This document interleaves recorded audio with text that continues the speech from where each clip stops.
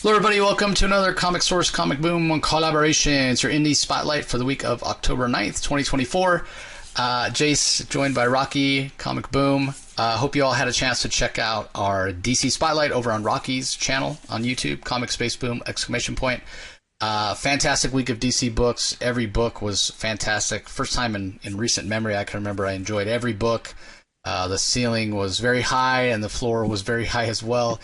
There may have been a week in recent memory in the last couple of years where we had a book that was higher than the best book this week, but I can't remember ever having a DC week where the worst book was as good as the worst book this week. And when I say worst, that's even the worst book was well above average this week for DC. So it's fantastic that they're firing on all cylinders in the All-In era. Obviously, Absolute Batman being the big winner this week. Saw it all over social media and what have you. But Action Comics, the first of the Mark Waid weekly run, was great. Gotham by Gaslight, amazing. The Green Lantern Civil Corps special, also amazing. So you can check it out on the Comic Source audio-only feed, wherever you get your podcasts, whatever app or platform, just go there, search for the Comic Source and subscribe, or head over to Rocky's channel, where you can see the books we're talking about, you can see the wonderful art, you can see our smiling faces every week, as well as his other content. So, and it's interesting because I've heard a lot of talk lately about Marvel kind of phoning things in and kind of resting on their laurels, not paying their artists, not paying their writers. I mean, Al Ewing's left. He's at DC now. Kelly Thompson's left. I'm not sure what they're doing. It almost seems like, I know I've heard them say, well, it's characters that sell books, not creators. I think it's both. You need good stories. You need good creators. Obviously, the characters, what have you. A lot of their artists come from international, and I feel like they're probably working for less than they would normally, even back in their home country, because they just want a chance to work on these characters. But once they get established, they move on. So I don't know. It's interesting days over at Marvel. There's a lot of talk about how the stories and art at DC have been better for a long time. Now, we know that. We even called it out when we were talking about the Eisner nominations. Marvel got hardly any, but yet they still win in sales. But I think those are just habits of people, picking up books. But it won't last long term if the stories aren't good. So anyway, what were your thoughts on DC real quick this week, Rocky? Any thoughts on Marvel? I don't even know if you're reading Marvel these days. Well, I can tell you this. In fairness to Marvel, things are always cyclical. There's been a period of time that DC's had, if we're going to go back 5 years to present, where DC's had some lower points and had some struggles, perhaps creatively. If we want to really, if we want to get nitpicky, but for the most part, these things are cyclical, and Marvel eventually, quality matters, and it does have an impact on sales, and until it does, Marvel might continue to do what they're doing. If from a financial point of view, if the ship isn't broken, then they're not going to do anything to fix it. But frankly, I'm a DC lover. You and I have decided we have such a great job right now because we get to pick our top 5 DC every week, and we've done that. And because of the quality of DC, early signs are it's pretty damn good. We're happy. And then we're doing indie like we're doing this week. So I think all things considered, I'm quite happy. I can't complain. Yeah, it's funny. We decided to kind of, I don't know if scale back is the right term, but we won't go, in depth on every single DC book every week like we used to do. We'll do that for our top 5, and our top 5 might overlap some or all or none. We'll see. But we're doing that so that we have time to do independent because there's so many great books. And right as we changed our format for DC slightly, as soon as we tweak it, man, every book is good. It was almost like, God, there might be weeks where I can't narrow it down to 5. Well, again, we'll have to wait and see. So anyway, we're here to talk independent today. There's a lot of fantastic indie books. So I have about 4 I'm going to talk about in detail. Rocky has a couple. And then I'm also going to, even though we don't get preview copies from everybody, I will shout out some other indie books that I had a chance to read and we might not go in depth on, or I haven't had a chance to read yet, but I think they're worth mentioning. So we'll do that toward the end. And then obviously have our pick of the week and what have you. So anyway, let's kick it off. First book we're going to talk about is Minor Arcana. This is from writer-artist Jeff Lemire. We talked about the first issue last week because it had the second printing coming out. But this is on your list, Rocky. Like I said, by Jeff Lemire. We'll shout out Steve Wands as the letterer. Give us your thoughts on this book. Well, this is we reviewed the first issue last week. This is obviously the second issue. Last week was the second printing of the first issue, so it has.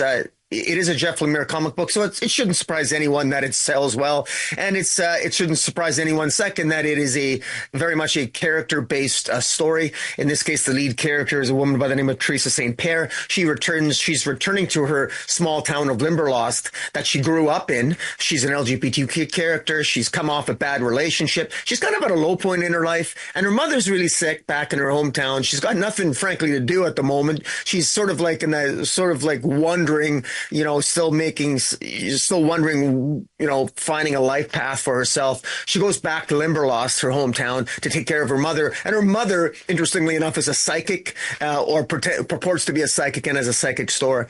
And last issue ended with Teresa, helping her mother out. One of the customers comes into the psychic shop, a customer by the name of Jean, Jean, and she's got a husband who died a couple years before named Gene, Gene. So Gene and Jean, and this young wife, she wants to communicate with her dead husband. And of course, Teresa decides that, okay, she doesn't want to give this woman a reading, but she will, because she promised she'd help her mother out and every bit of income is good. And she gives a reading, but it ends up that she ends up having this vision. And that's how the first issue ended. Well, this second issue, pretty much takes place. Most of the issue takes place with Teresa having what that vision is, and she ends up actually talking to, in the story, with Jean's deceased husband, Gene, who's essentially waiting for her at what looks like the lake, the lake. Where him and Jean first fell in love, like, I guess, decades before. And it's quite obvious that Teresa doesn't really understand what's going on. And it's clear that, her Gene, the ghost, I guess, Gene, the dead husband, is telling her, like, I don't want you to jeopardize, go back, tell Gene I'm waiting for her.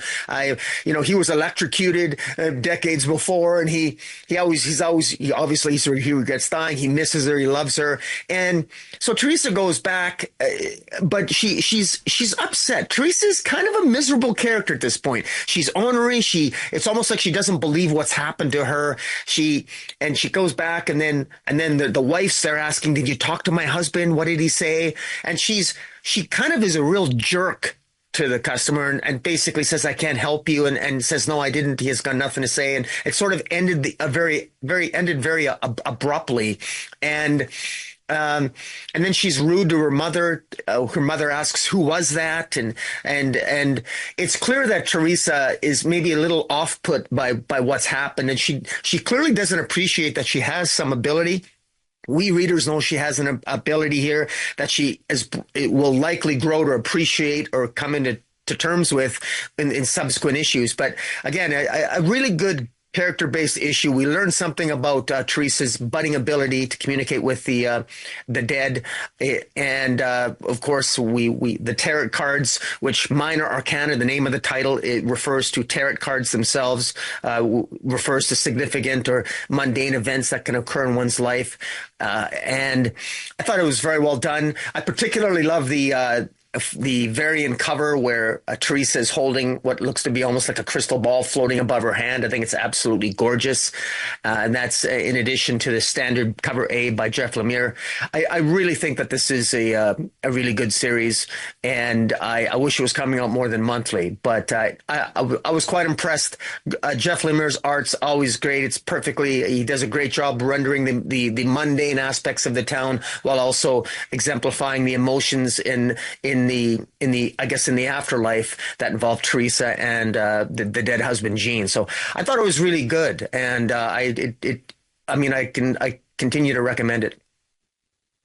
Yeah, unfortunately, I don't have anything to add. I read the first issue. I bought the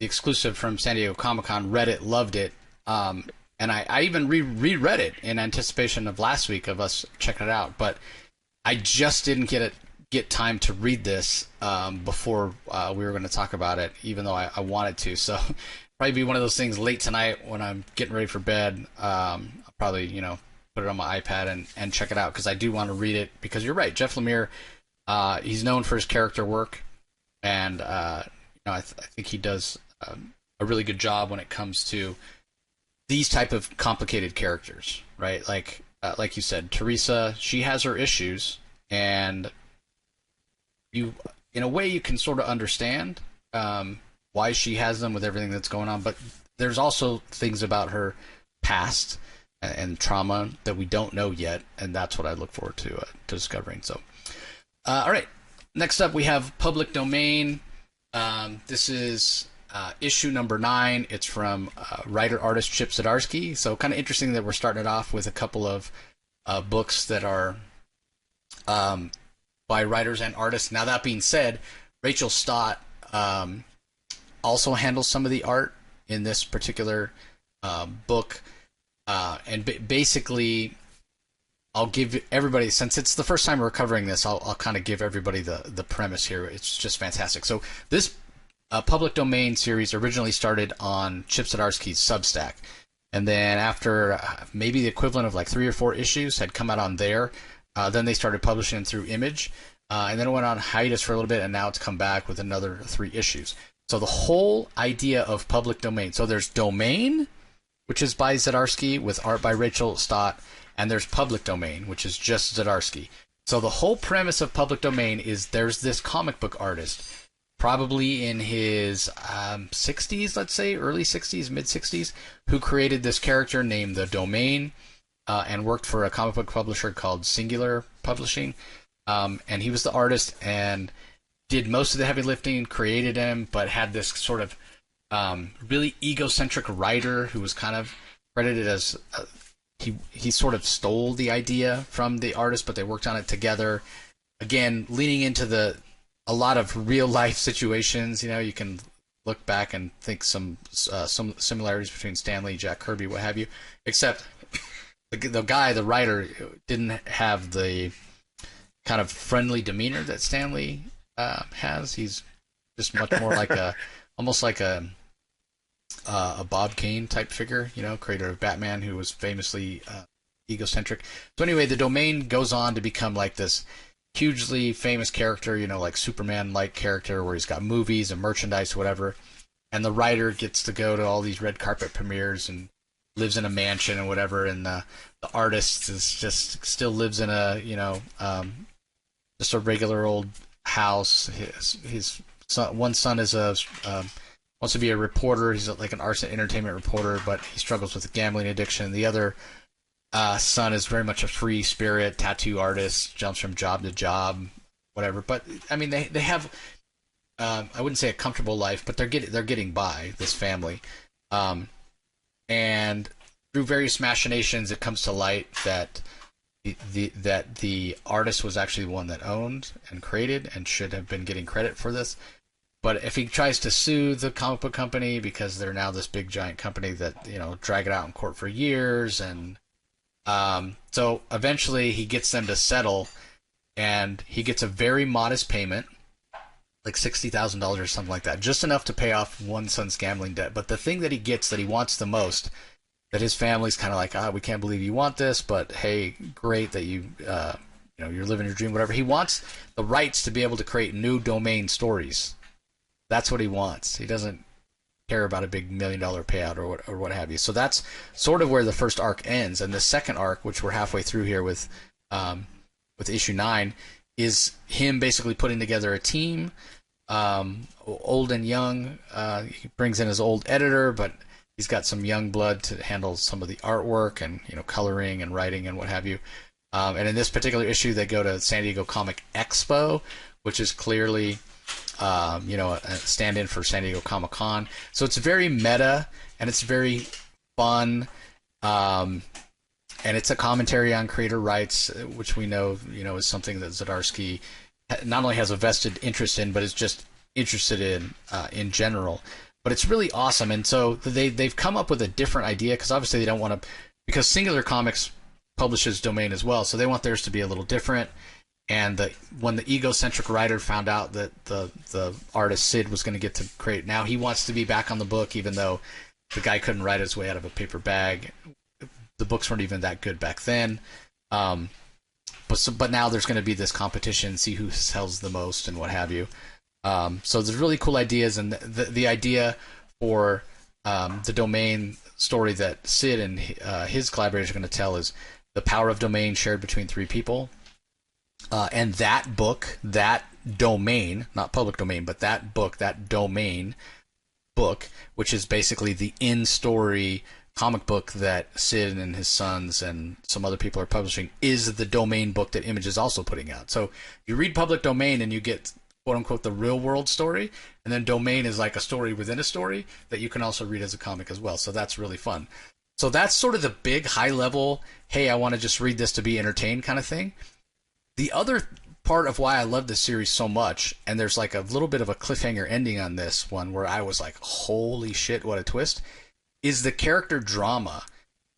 Because, you know, I mentioned one son being a gambling addict, the relationship between the artist Sid and his wife, not always the best, because he was always locked in the basement drawing, that sort of thing. So the interpersonal family drama and relationships between characters is really fascinating to me, and that's what sells the book. So it has, you know, this high level entertainment value that you can read at the surface, but if you want to go deeper, I wouldn't go so far as to say soap opera, but very much this idea that these characters are really amazing in terms of their real world characters. Why? Sorry, getting the. There we go. Trying to get the book to show up. There we go. Yeah, they very much feel like real world characters, and the art from Zdarsky really kind of sells that. You can see that, you know, their booths. There's this singular booth at San Diego Comic Expo. You can see him at the bar. Yeah. You can see him signing at the booth. You've got the panel that they all go to. So it's just a lot of fun. Very meta, like I said. But then the actual realness, the realism of the characters is what really makes the book work. I mean, Zdarsky, you know, his art's not like super detailed or anything like that, but there is an emotion to it, and almost like a cleanliness or an innocence, and that sort of belies what you see in terms of like the action and those interpersonal relationships and drama, like I was saying. One of the sons crashes the panel of Singular Comics about Domain because they of course they have it at the same time as Sid's panel, just to be dicks about it. And they bring the actor that plays Domain in, you know, they make him show up, and so there's people in Sid's panel, and they say, hey, Blake Northcott or whatever his name is, that plays Domain, he's at the Singular panel, and a bunch of people get up from Sid's panel, they run over there, and the son runs over there too. He grabs the mic from Q&A and he starts cussing everybody, tells them what jerks they are to have done this to his dad and whatever.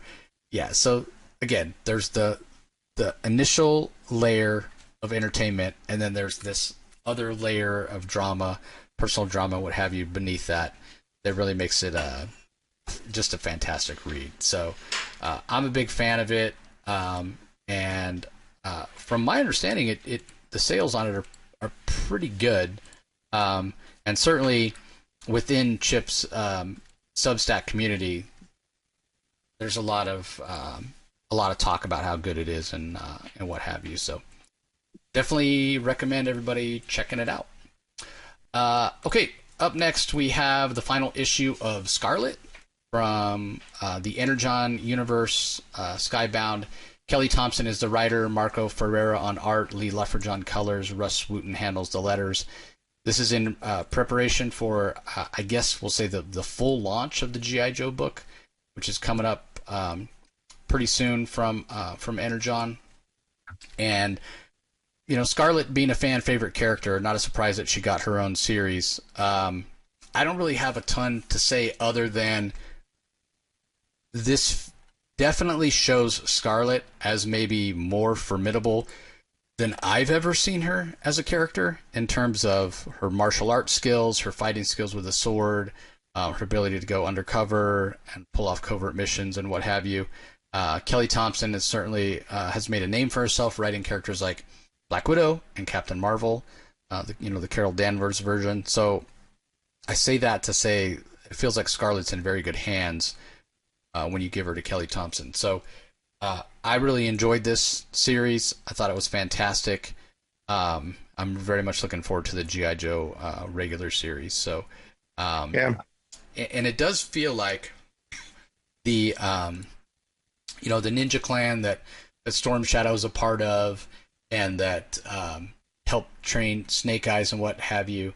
The Arashikage, they're going to have a little bit of a different role, I think, in this version of G.I. Joe than they have had in the past in the Energon version, and I'm very curious to see how that plays out.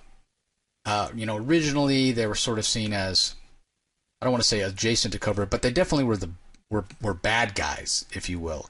And here it seems like, I wouldn't go so far as to say they're going to be good guys, but I think they're going to kind of be their own faction in a way. I think sometimes they might side with Joe against Cobra, but I could see them siding with Cobra against Joe sometimes. So they're certainly going to pursue their own agenda. And obviously Storm Shadow, much like Scarlett and Snake Eyes, is a fan favorite character. So, definitely if you're planning on reading G.I. Joe, be sure you check out this series because it offers quite a bit of context to things I think that we're going to see coming up in the G.I. Joe series. So, anything you want to add, Rocky? Yeah, just I've got all 5 issues. I haven't. I've read the digital copy of this 5th issue of. I have all the physical copies of the previous issues. A lot of action. I would have liked to have seen just a little bit more character work, if I'm honest.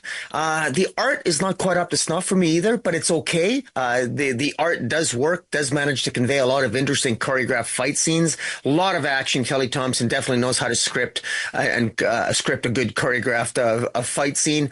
And I was never huge into G.I. Joe, but I got to tell you that I do have the first appearance of Storm Shadow, though. That's a nice little. That's always nice to have under my belt as a key collector. But I love the fact that I never thought of Scarlett as being that talented in terms of martial arts. Kelly Thompson has elevated her clearly in that regard. And I kind of like that because I will be checking out G.I. Joe because this is the last G.I. Joe miniseries leading into the G.I. Joe series. And so I've got the Transformers and I'm behind in my Transformer readings, but Scarlett and Duke, I read that, and I've read Destro, and so I'm really looking forward to what G.I. Joe has to offer, and I have a sneaking suspicion we'll probably be seeing perhaps the debut issue of G.I. Joe on this indie review at some point in the future. Yeah, that's a safe bet. I think actually Destro still has, this is the final issue. Duke had 5, Scarlett had 5, it's already done. Destro has 5 as well. Last issue I think comes out next week. Okay. I think G.I. Joe comes out the following week. But yeah, I mean, certainly, yeah, you're going to be hearing some Joe talk. I love that Baroness is going to be on the Joe team this time instead of Cobra. I have a fondness for Baroness for some reason. I don't know why that is. Well, I think I know why. And it's the Purian fanboy in us. That's why. I guess, but I never went in for the accent. But yeah, she always was portrayed pretty. Oh man, big chested accent, hot and black leather. Come on, what's not to love about Baroness? Yeah, fair enough. All right, let's move on. Next book we're going to talk about is Life. This is from writers Stephanie Phillips and Brian Azzarello. So this week, the second printing of issue 1 is out, along with the first printing of number 2, and it's from DSTLRY, and it's a flip book, kind of similar to the DC All In. This came out first, and obviously flip books are not, original or what have you. They've been done before. I hope I'm pronouncing the artist correctly. It's Danijel Zezel. It's Danijel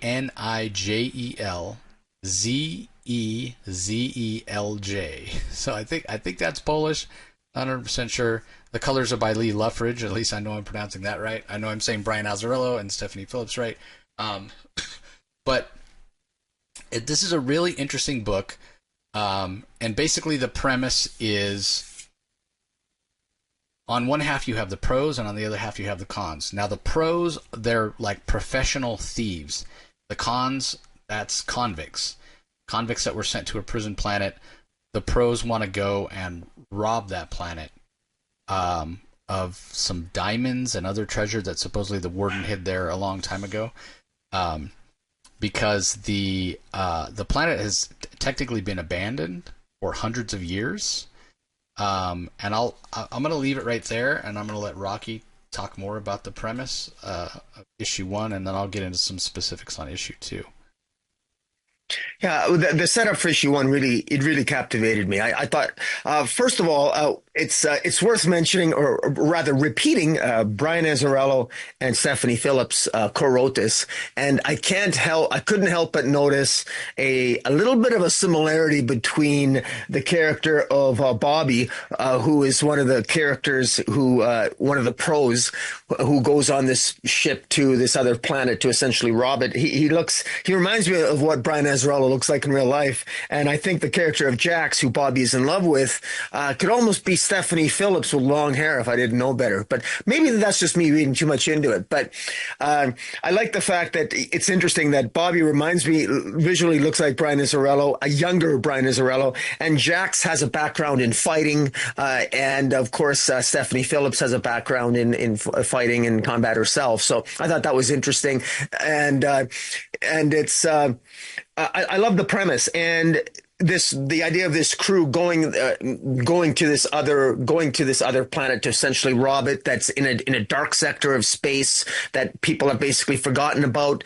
And that, like say, it's a flip book, so it's very cleverly done because you really get by the time you read about Bobby and Jax and they become part of a crew that stars other characters named CJ and Kennedy and Queen Jesus, all with their own little idiosyncrasies of character that are portrayed very well, written very well. They've got the dialogues clean and crisp, and it's not overwrought with dialogue. It's done very well, and I really feel like part of the crew. I got sort of like an Alien vibe, except it's not Alien, but I feel that way. I love the visuals here. I love both cover A and cover B.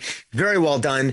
And then when you get the point of view from the prisoners, the people that were actually sent to this prison planet 150 years ago. One of them is an innocent man who's known as the Casanova killer, although he was sentenced to 32 life sentences, but he's actually innocent. And then there's another character. Wait a second. What makes you think he's innocent? I never got that. He claims to be innocent. I never. I think that's the central. You're right. He does claim to be innocent. Maybe that's misdirection. That's correct. Yeah. I stand corrected. Yes. I never got the sense he was innocent. So, all right. I thought maybe I missed something. Okay.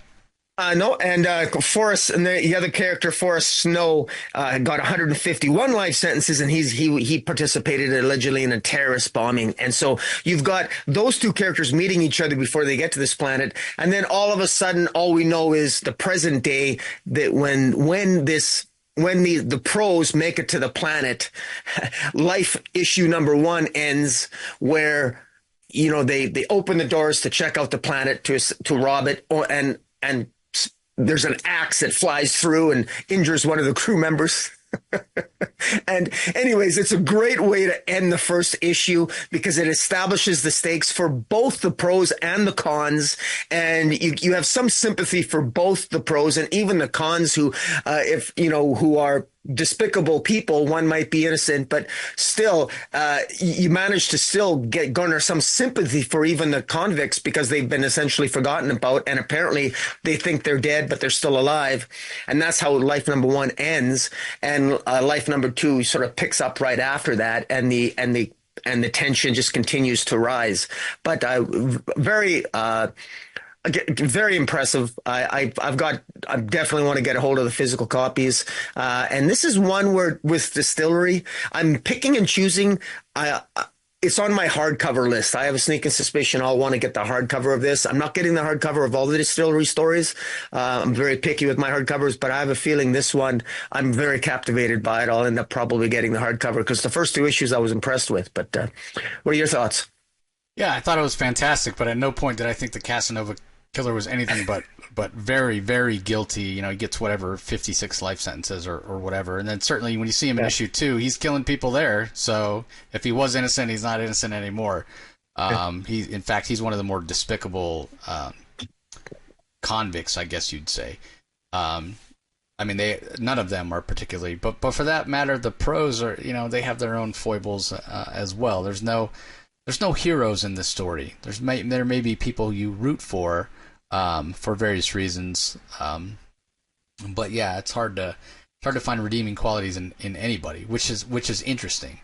But the whole premise of life and why it's called life is this idea that, okay, if you got 56 life sentences, the reason that you were sent to this planet, they did something to you medically before you left, where you cannot die until it's not like, so you get 129 life sentences, then you're going to live 129 lifetimes to serve out your punishment.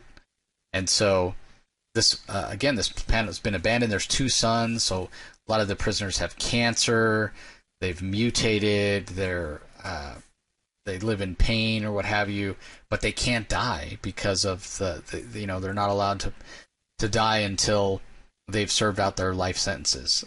And they don't expect the pros, the people that are looking to rob this planet, because again, supposedly there's a mine on the planet, and the warden was hoarding diamonds and all this stuff. They don't think there's anybody alive. There shouldn't be, because nobody's been sent to the planet in like over 200 years. They stopped sending prisoners. There's no longer guards there or anything. It's completely been abandoned.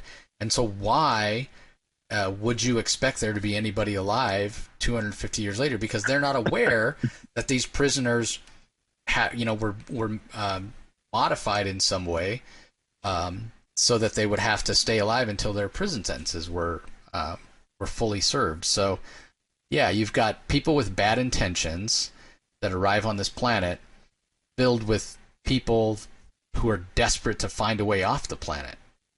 And again, have in some ways been traumatized by living all these lifetimes, and have become even more despicable and more evil because of the trauma and the things that they've had to endure in this planet. So yeah, you have the setup for a really violent altercation where basically anything goes, and we'll have to see how that plays out in the long term.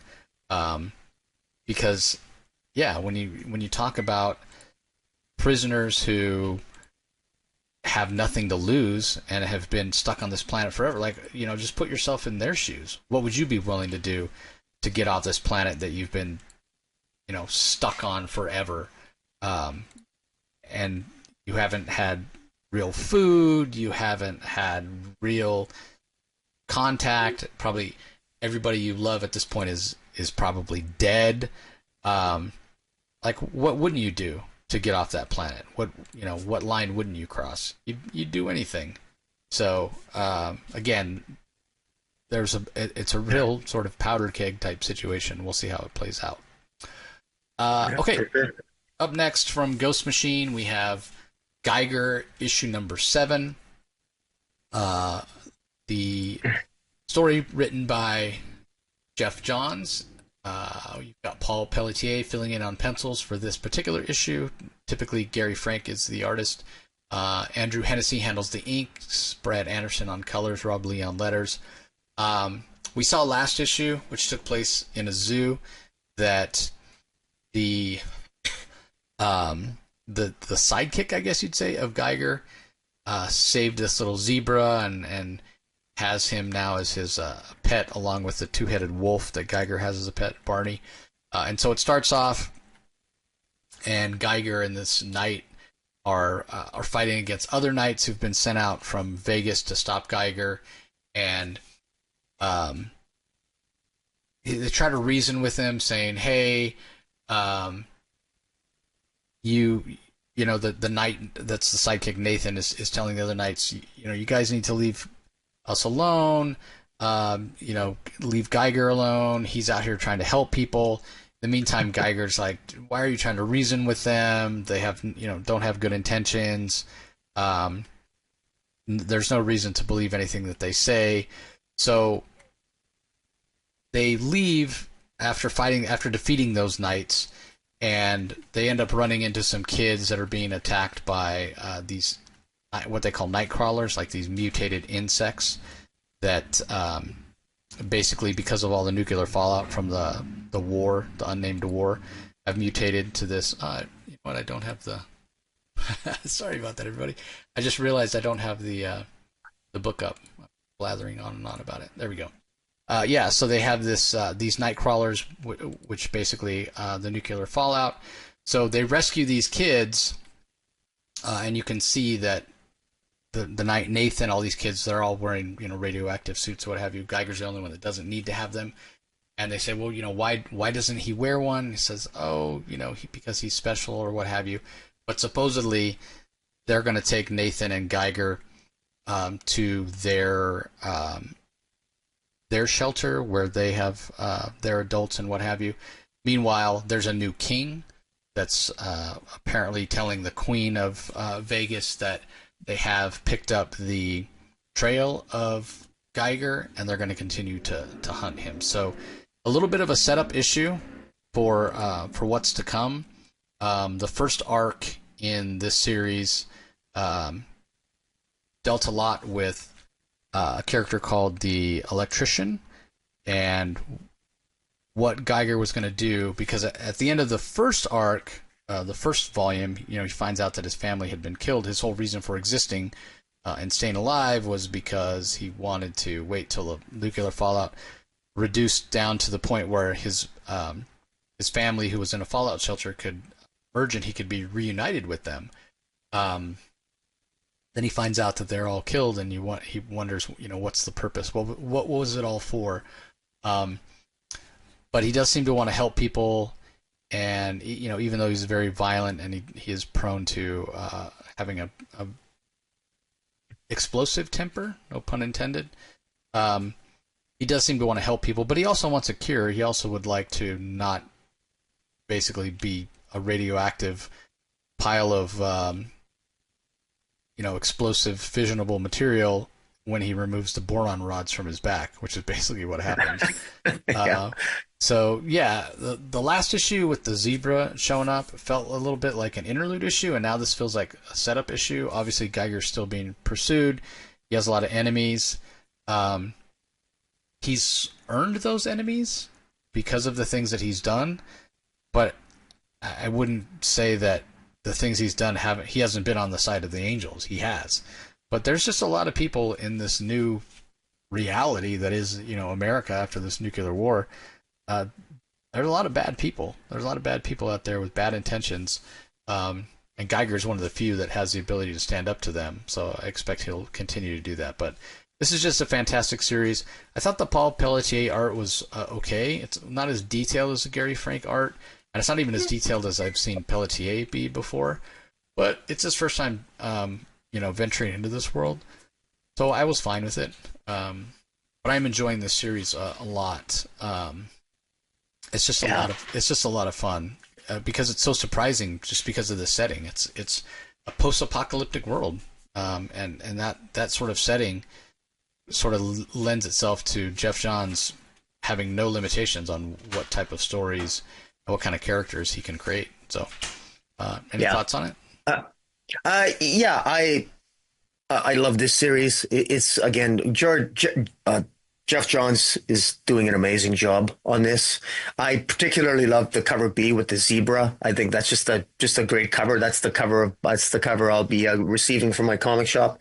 I really like last issue with Wounded Animals. I mean, we got great character work, but even the animals themselves. I mean, the human beings are affected by the nuclear fallout, and of course, the glowing man, the lead character, certainly is as well. And you talked eloquently about his battle against the electrician, which comprised essentially the first story arc. But last issue, we discovered even the animals, the wounded animals. The name of the arc last issue was I thought was very powerful and was a very interesting story, even though it was kind of an interlude issue, to even learn something about the animals, how they can communicate with each other, and how even the glowing man's dog, that two-headed wolf, can communicate with the gorilla and some of the other animals and the zebra, or whatever the hell that thing's called, that zebra thing with the one eye. But no, very well done. Well, I won't add anything further other than the fact that this is a series that just continues to. If you're not picking up Geiger, I encourage people to pick it up. I think the first 6 issues, you could almost get them as a trade, I believe, but you can pick it up digitally. Well worth it. Easy, very accessible, still relatively inexpensive to get caught up on the storyline, and highly recommended. Yeah, the two-headed wolf's name is Barney. And, right. The zebra with the 3 eyes, I'm trying to remember. I know that Nate gave him a name. Zigzag, that's what it was. Zigzag. Right. Yeah, Zigzag the zebra. So, yeah, I mean, Nate, he's a funny character because, his heroism is more overt than Geiger's, certainly. But, he's nowhere near as formidable.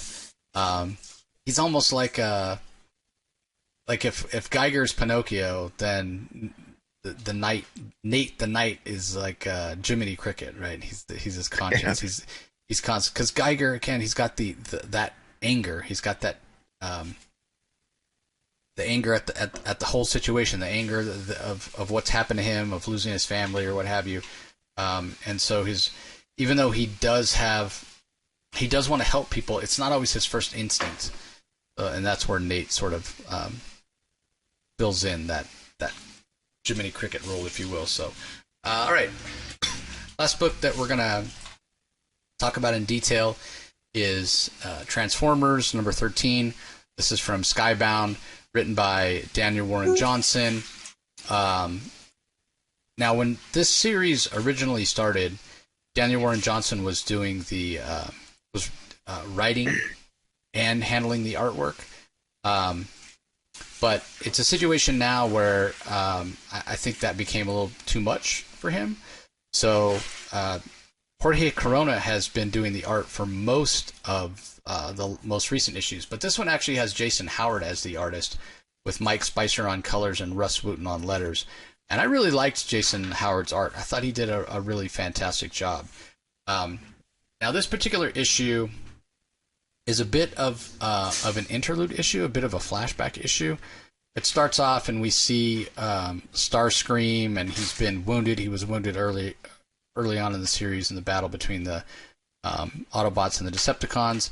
And as he's laying there damaged, in effect dying, as much as a artificial construct like a Transformer can die, he's thinking back to better days on Cybertron before the energon that powered their way of life was depleted to the point where the Transformers were at war with each other to try to have enough resources to keep living.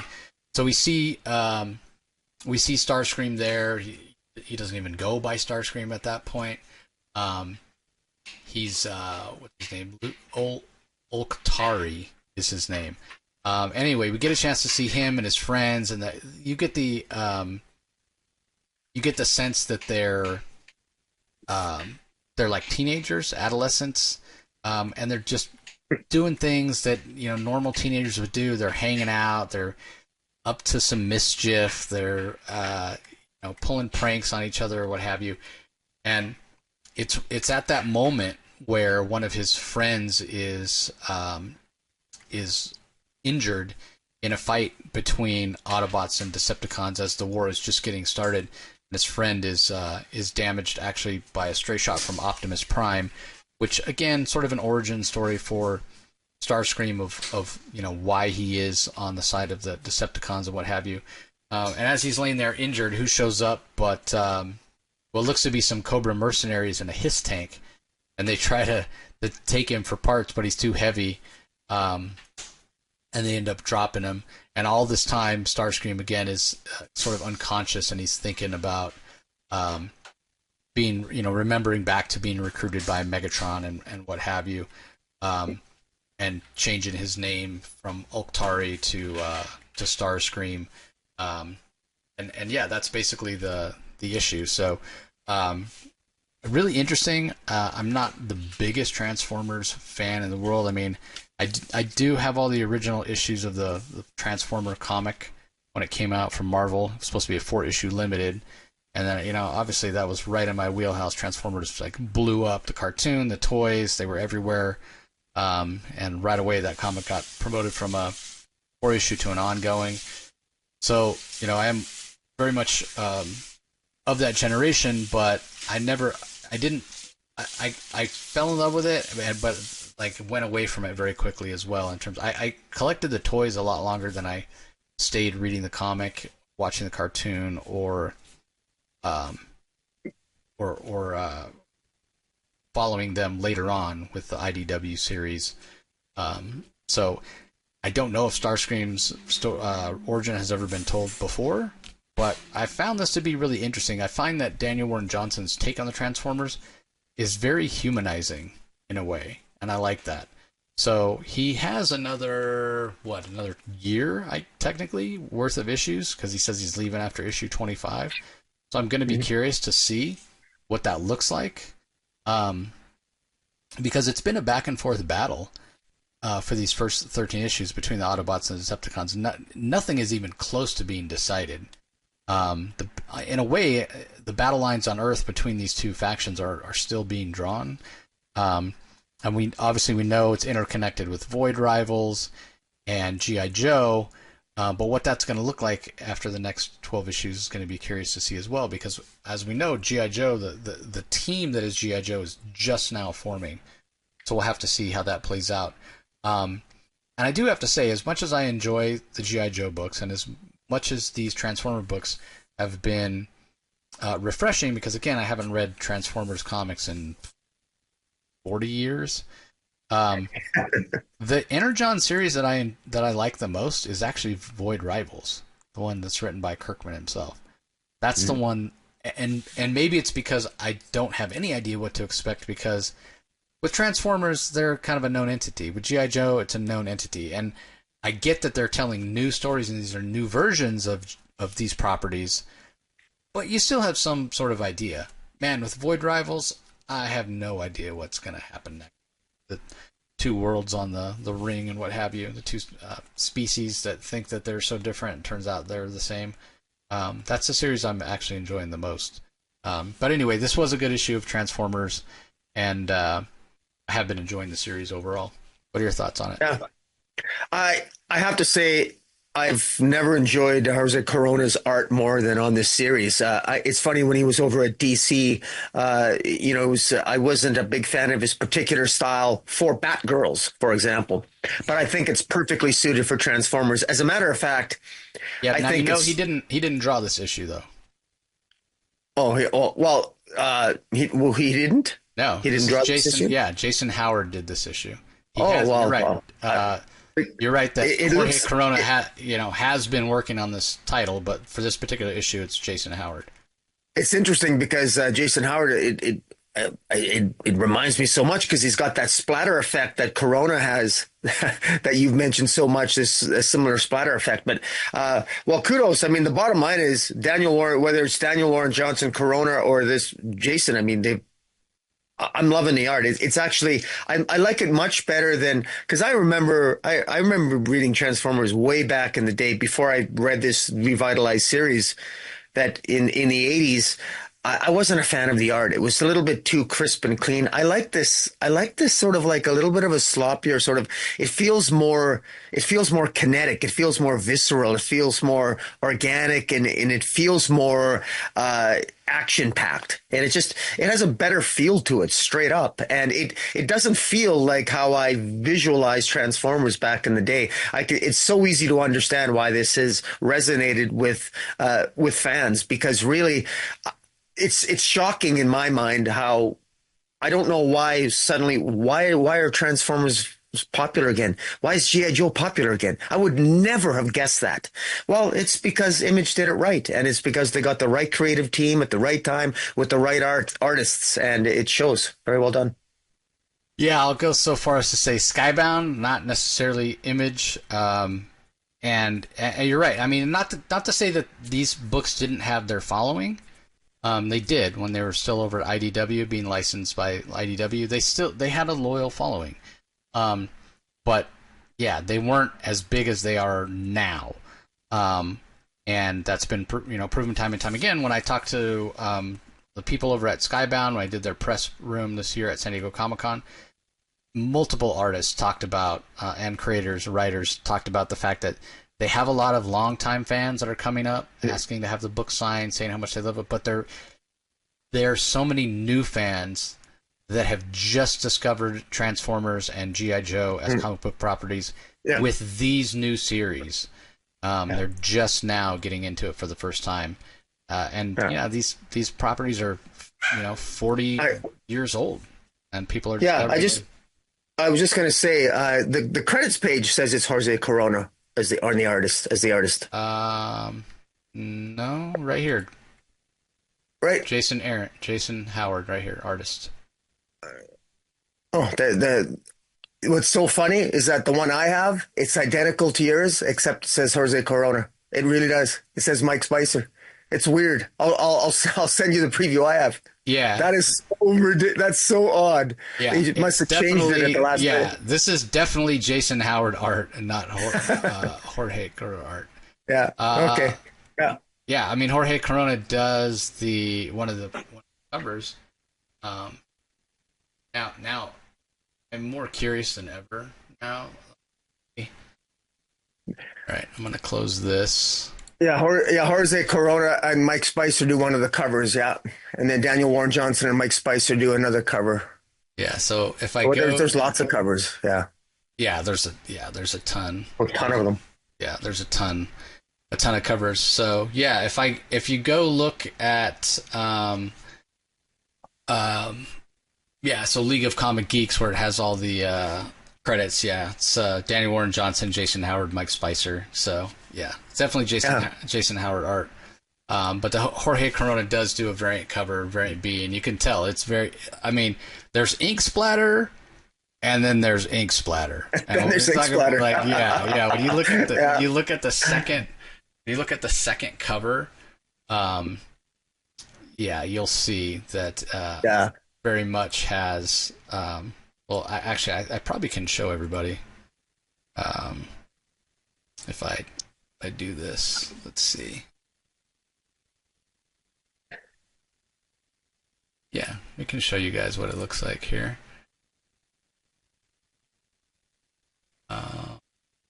Sorry, give me 1 second. There we go. Now you should. Well, hold on. Gotta make it a little bit bigger so everybody can see it when I transition it over. But yeah, this is perfect because then I'll just we'll talk about a couple of the other independent books that are going to come out this week as well, or have come out this week that you might want to be on the lookout for. But yeah, so there's the Jorge Corona cover, and you can see there's a lot more ink splatter than what we saw with Jason Howard. But yeah, I mean, the choice of Jorge Corona as artist when Daniel Warren Johnson was like, it's too much to write and draw. I thought it was an interesting choice because I mean I think Daniel Warren Johnson's an interesting choice. And when he first talked about going on Transformers at San Diego, he's like, I don't think I've ever drawn a straight line in my life. And here he is drawing robots. And it was such Yeah. a departure from a lot of the artists that IDW had where things were Yeah. very rigid. And so, both Danny Warren Johnson and Jorge Corona, there's an organic feeling to their art that you don't typically get. But there's also, chaos and, metal shavings flying off and what have you.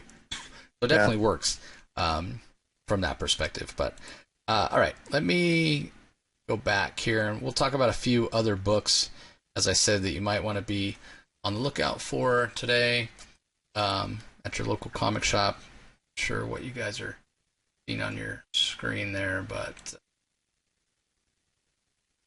and then we'll see what you guys can see. All right, I'm just going to go ahead and close that. It's not really that helpful.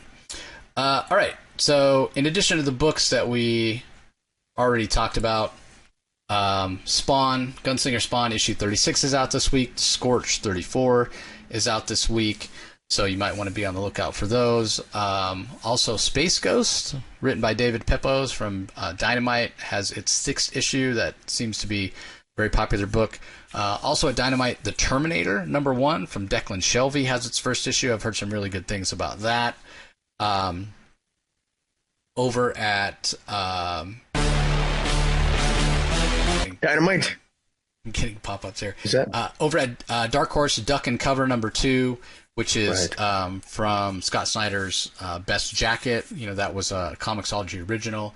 2nd issue of that comes out this week. And then finally, I'll mention Sanction #5, which is the final issue of that miniseries from Mad Cave, which focuses on some Russian police detectives. It's a kind of a Russian police procedural. That's been a really great series. That's out this week as well. And I guess one more, Rook Exodus. Rook has been one of the Ghost Machine series that has sold the best. It has its issue number 5 has its 2nd printing that comes out this week as well. So a lot of great independent books this week, everybody. So if there's a particular book that you're curious about that you'd like us to check out, we're always looking for recommendations on good indie books. Now, there's not a necessarily a guarantee that we'll be able to review it the week that it comes out, because what happens a lot of times is we may not be getting the review copies. So we like to review. Typically, we like to do these before and drop them early on Wednesday before you get to your comic shop. Obviously, that didn't happen this week, just because we had some other things that came up. But again, if you have an indie book that you think is worth us checking out, want us to talk about it, just let us know. And maybe the week after it comes out that we get a chance to check it out. But we'll definitely take a look at it if we can. All right, so you only had 2 books that you talked about, Rocky. So I'm going to guess that I think I know what your book of the week is, but I could be wildly wrong. Well, I gave Minor Arcana was my pick of the week last week, #1. I have to go with Life. Life is just an excellent premise. I think it's just very, very good. It was like reading a movie. I quite like it, and I'm hooked. I'm in. Thank you, Brian Azzarello and Stephanie Phillips.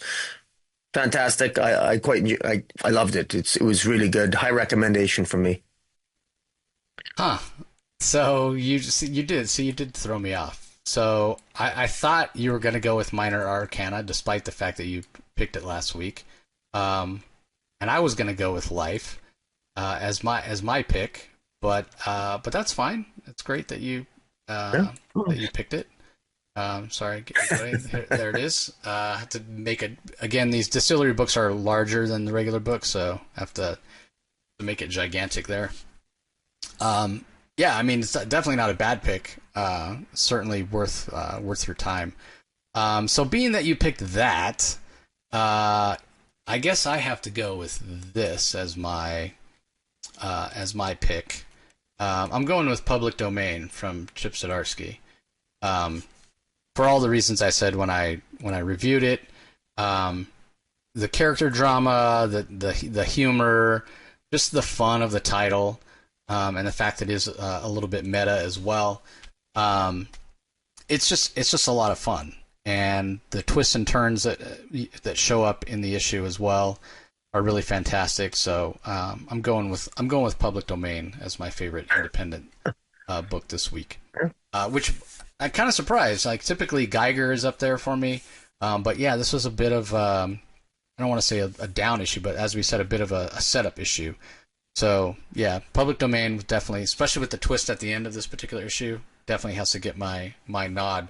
It was a close. It was sort of a toss up. I didn't know what I was going to pick between this and Life, but the fact that you picked Life made it easy for me to pick Public Domain. So anyway, that's going to do it for this episode, everybody. Appreciate you all hanging with us as we're working out the kinks here, especially with the graphics. It's not easy to talk and manipulate the graphics all the time, especially because, again, these books are coming in different formats from different publishers.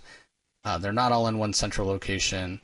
So trying to manipulate the software and record and make sure everything is fantastic takes a little time. I understand why, more than ever, now that I've leaned into YouTube more this year. I understand why some of the bigger podcasters, they have somebody that just does the graphics while they talk. Like they have like somebody there during the stream that all they do is handle the graphics. Kind of like a producer on a television show. So if anybody out there wants to volunteer to be our producer on these podcasts, you wouldn't be on camera. You'd just be manipulating everything on the back end. Let me know, especially if you live in Phoenix. Can't pay you anything, but we can get you free comics, free digital press previews that you would read ahead of time, which is pretty fun. And probably can get you into some conventions for free. But anyway, don't forget I'm going to be at New York Comic Con. Be sure you're following the Comic Source on social media for all of the content that comes out of New York. Also, hoping to get to work on my wrap-up for LA Comic Con from this last weekend as well, sometime soon. Hopefully before the weekend that should be out. Don't forget to head over to Comic Boom on YouTube, Comic Space Boom, ! Subscribe to Rocky's channel so you can check out our DC Spotlight every week. Don't forget to leave comments below. What are your thoughts on Absolute Batman? Specifically, I want to know, what do you all think about the Joker showing up already in the first issue of Absolute Batman? And be sure you leave comments on this channel as well. The Comic Source, we appreciate you all subscribing, ringing that notification bell so you know when new content is coming out. And let us know what your favorite DC or your favorite independent books were this week. If we missed something that we should be reading, again, certainly let us know. So that's going to do it. We appreciate you joining us as always, and we'll talk to you next time. Catch you later.